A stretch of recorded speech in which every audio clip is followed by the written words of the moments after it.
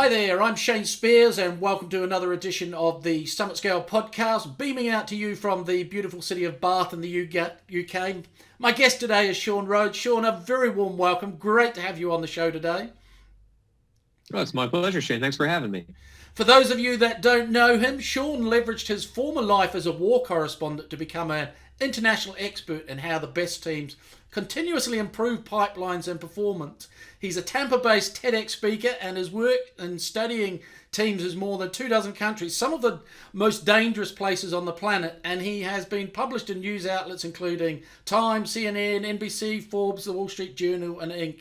His clients have included Deloitte, ConAgra, Coca-Cola, and dozens of similar businesses. And Shawn is also a nationally syndicated columnist with business journals and author of 3 books. The details of are below the recording. And his newest book, Bulletproof-Selling, Systemizing Sales for the Battlefield of Business. I love that. Lovely topic. So, Shawn, the topic of our interview today is bulletproof selling with your good self. And we have 10 minutes for the interview. If you're ready, I'll start the clock. Yeah, let's make it happen. So the number one issue we find most salespeople, especially of the size of business that your audience has, they tend to suffer from is they rely on hope a little too much in their sales strategy. And what I mean by that is they hope they remember the last conversation they had with a prospect. They hope they remember who they're supposed to reach out to today. They hope they remember what to say.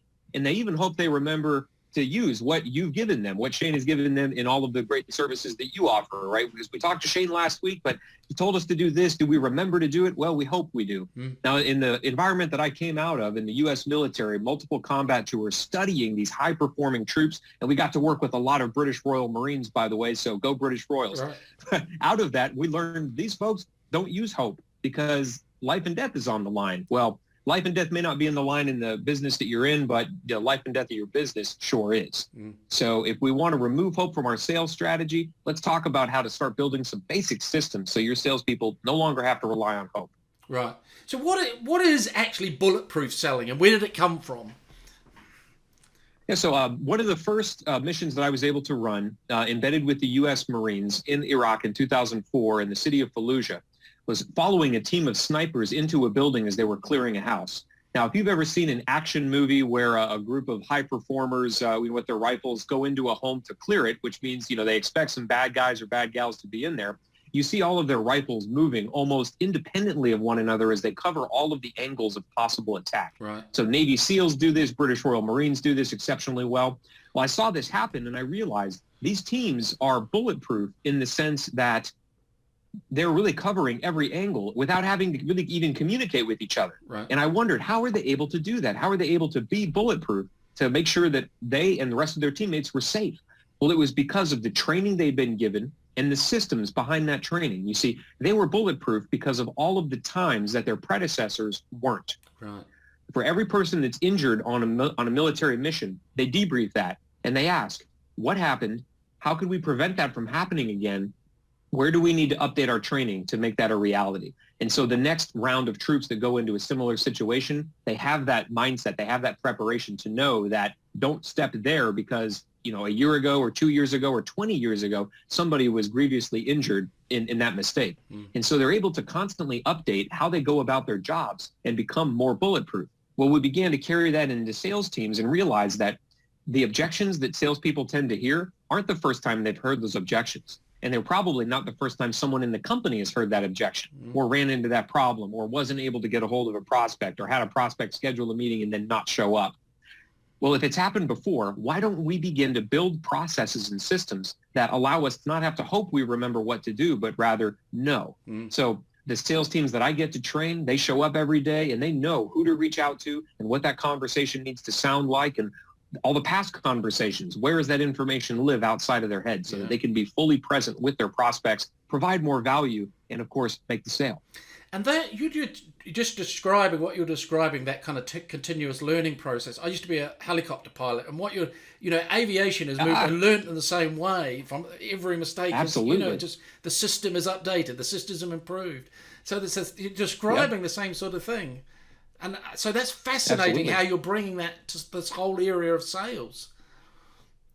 Yep. And we find it applies across the sales cycle, from how do we qualify and find prospects, make sure that they're quality prospects so we're not wasting our time. So many salespeople will spend months pursuing someone only to hear, hey, we've never bought anything like that and we never will. Yeah. Well, that's a lot of wasted time. So even systemizing how we find prospects, how we reach out, how we maintain communication with them so that we don't, put them into a funnel. And, the definition of a funnel being 100 people go in the top and a few convert at the bottom. Yeah. Well, if they're qualified prospects, those folks are buying from somebody. And if you lost touch with them, it ain't going to be you, as we say here in the Southern U.S. Yeah. So how do we begin to really close the loops of our prospecting and our outreach so that we get into better conversations? And when we're in those conversations, how do we provide value, overcome objections, do all the things that great salespeople do without having to have 30 or 40 years in the industry to learn those lessons the hard way? Yeah, brilliant. So if I'm getting started at this whole sales thing, what's the first thing I should do to become more bulletproof? We'll start with the first and topmost problem that you have. And so if you're part of a team, what is the problem that most of your team is suffering from? Maybe it's communication, maybe it's outreach, maybe it's closing larger deals or getting better margin. So, charging more but providing more value and having your customer actually agree to that. Whatever that top problem is, sit down and ask, who's doing this well, either on the team or in our industry? Who's in our network that we could reach out to if nobody on the team has cracked the code on this yet?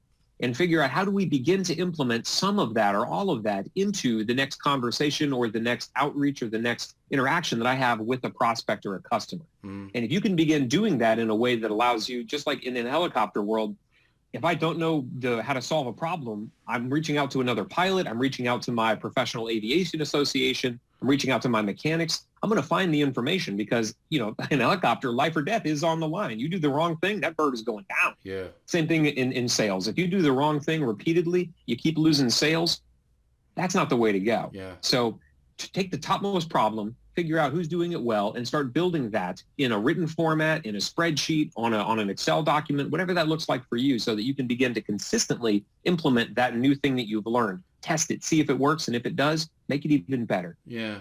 And one of the things I was reading in your briefing about the book, you talked about this whole thing around salespeople relying on hope more than they should. Where do salespeople tend to rely on hope? I'd hate to say it, but it's really in every stage of the sales process. Right. Even the salespeople that are out there reading great books, they've got great coaches like you on their team. They're still relying on hope because they're hoping they remember what they learned in that last seminar or out of that great book or the last time they had a conversation with Shane. I mean, they're really struggling with hope. Yeah. Now, in order to begin to remove that, I'm taking things that I learned from you. If you're my coach, Shane, in my business, I'm the CEO and I need to learn how to get past my plateau, get to the next level. If you give me something to do, I'm writing it down. I'm setting a timeline for it. I'm making my people accountable to deliver on it, because I don't want to waste your time or the investment I've made in your services and, hope that my people do what I tell them to do. No, I'm following up. I'm making sure. Yeah. And the interesting thing is, if you begin to involve your people in that process by saying, Shane said to do this, let's go execute it. Give me your feedback. Did it work? How do we make it better? I can get my people to have ownership over that process. One of the U.S. Navy SEALs, who's a real popular business consultant, Jocko Willing, great book called Extreme Ownership. It's all he talks about. How do we have our people maintain that ownership? Well, it comes from getting them involved in helping remove hope from your strategy as well. Right. And Shawn, if you're coming into an organization to help implement this kind of way of thinking, this approach to sales, where do you start?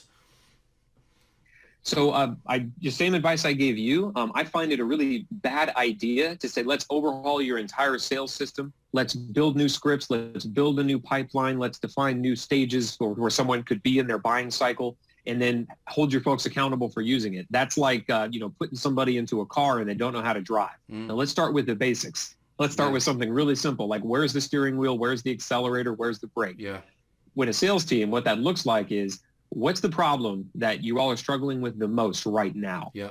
Let's build a simple system to begin to solve that today. Yeah. And then let's check in a week, make sure it's working, make sure people are using it. Let's measure the results. And if people really see that, hey, systems don't confine me, rather they free me. If people begin to see that, and I found that to be the case in every business that I've worked in, now they want more. Yeah.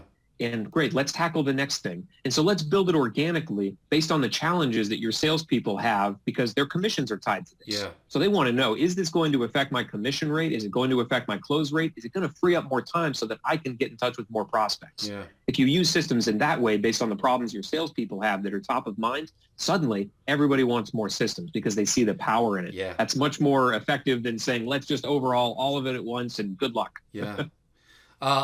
Shawn, this is music to my ears. I just love a systematic approach, a pragmatic approach, a step-by-step approach, and focusing on the quick wins, the areas that need fixing first. Brilliant stuff. I could talk to you all day about this.